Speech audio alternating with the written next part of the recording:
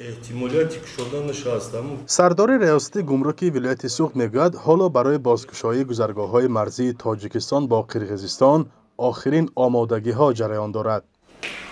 давлати ҳамсоя мақсадшон ҳамин аст ки сарҳада кушоянд. Сарҳада ҳукумати мо набаста буд, фаё худошон бастагӣ буданд. Тараф омада мисол дар мачити мо намоз хонистанд уже, ҳамин хелан уже эҳтимолияти кушоданаш аз ҳамин наздикиёда.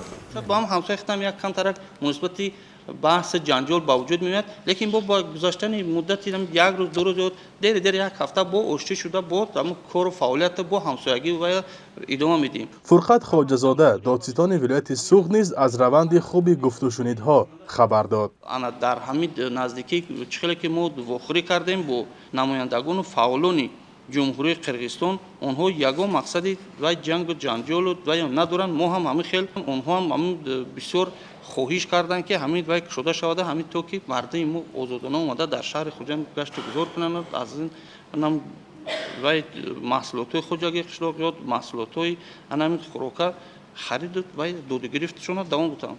امنیت مردم رو در نزد سرحد دولتی تامین نمودند. در اول همین ماه رجبای احمدزاده رئیس ولایت سوخت نیز کار هیئت‌های دو کشور را توصیف و از سازش‌های نو ستایش کرد.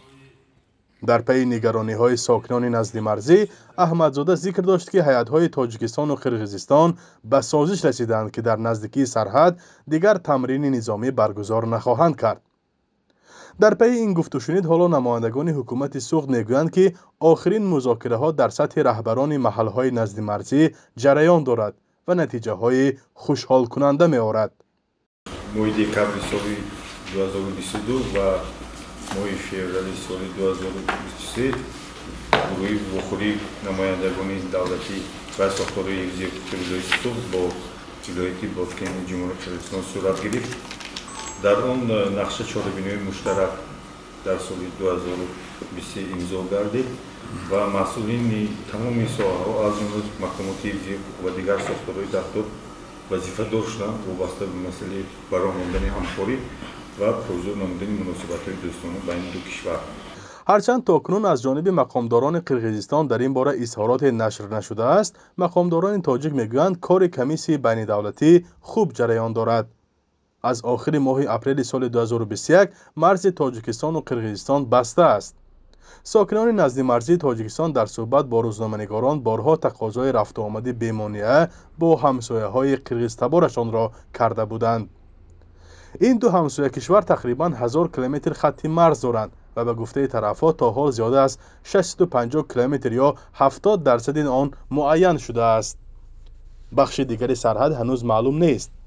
نامعینی و دعواهای تاجیکستان و قرقیزستان بر سر زمین و آب و چراگاه هر چند وقت در روستاهای نزد مرزی باعث به درگیری می شود. بر اثر مناقشه‌ها تاکنون از دو جانب ده‌ها کس کشته و صدها نفر زخمی و بیخانه و در شدند.